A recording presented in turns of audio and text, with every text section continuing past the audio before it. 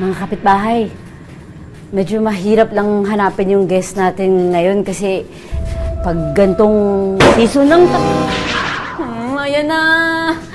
Pag gantong season kasi ng taon, sobrang in-demand ng taong to. Nasaan na ba yun? Ito kasi yung address na sinendya sa akin eh. Nasaan na ba yun?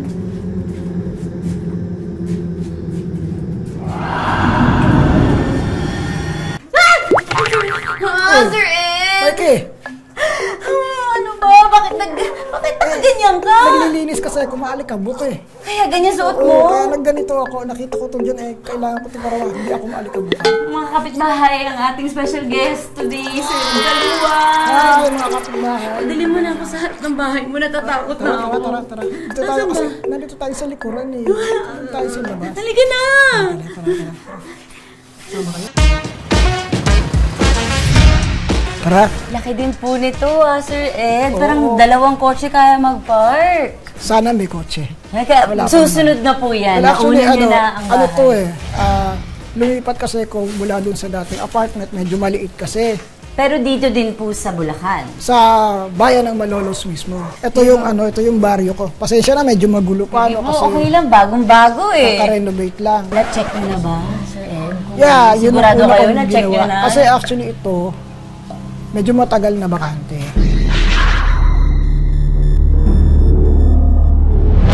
Wala kayo naramdaman?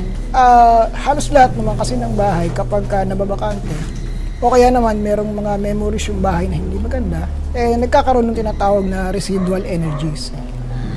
Pero nothing Walang nakakatakot, spiritual, wala naman. Wala. Curious po ako, kailan sa buhay niyo unang nalaman o naramdaman na meron kayong kakaibang abilidad? Nung bata pa ako. Well, nag-start daw yun, sabi ng nanay ko, nagkaroon ako ng mataas na lagnat, parang typhoid fever. May dumadayo sa akin na bata. Para sa inyo, hindi sila wala akong idea kasi na hindi pala siya totoong nag-e-exist. Kakain na kami ng lunch, nandun pa yung bata. So, ang nanay ko nasa kitchen, so akala ko naman, nakikita na niya yun. Hindi lang niya pinansin kasi naglalaro naman kami. Nung sabi niya sa akin, kakain na tayo. Sabi ko, dalawa lang yung plato na hinain. Pakainin na natin yung bata. Tapos sabi ng nanay ko, sinang bata? Tingin ko, wala na dun yung bata. Tapos sabi ko, kanina kalaro ko, hindi mo ba nakita? Sabi niya, wala ka namang kalaro, nag-iisa ka lang dun. Joke lang. Gulati. Diba? Ako yung nanakot sa kanya, diba? Ako tinatakot ko na sarili ko. Dito po kasi sa lutong bahay, Sir Ed, may ginagawa kami na ref raid. Pero dahil bago pa po itong inyong bahay, sobrang wala pa tayong, ganyan lang yung ref. wala pa tayong mariraid na ref. Okay na bang ito ang i-raid natin? Sure. Magbabag raid tayo. Ayan. Ay, ito yung pinakasikat mo, Sir Ed. Anong tawag dito? Dowsing rod. Dowsing rod. Yung, di ba parang tatapat to sa kung saan may espiritu? Yeah. Siguraduhin ko lang na dito nga yung spot ko. Yan talaga. Pwede nyo bang i-testing? Sample, baka may mahanap tayo dito ngayon. Actually, ang ano kasi nito, parang hinahanap ko yung kung ano yung energies na meron sa paligid.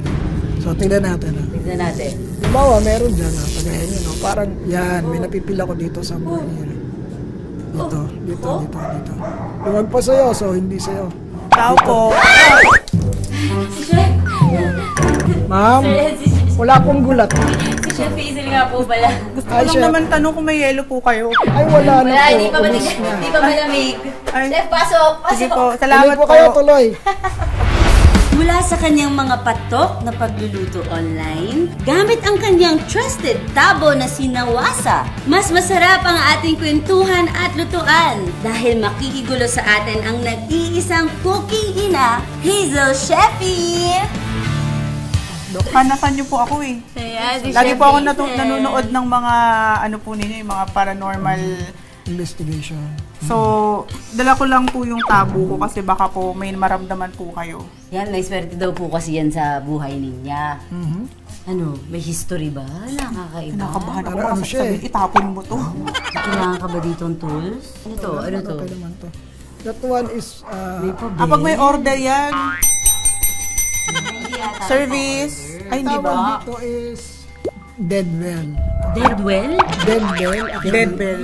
Nilalagyan siya ng battery and then ang function niya kapag may entities or mayroong energies na masasagap, like halimbawa ito yung distance, pag natapat dito, tutunog yan. Mag-isa? Yeah. Kinikilabutan This is ako. made by a friend para sa akin. No? Natakot na rin ako magtanong. Uy! Yan. So tutunog siya pag may nakasagap siya ng energies. Ito naman ginagamit ko din to pag nagdidiktik ako. Di ba yung halimbawa. parang Ay, sound? sorry po. Hindi ka Shit. naman- Hindi Iba po. po, Ano iba yan? po ba to? Yan po ay Tibetan singing bowl. Naanyayahan ko po kayo sa munting alay at pigil na ito.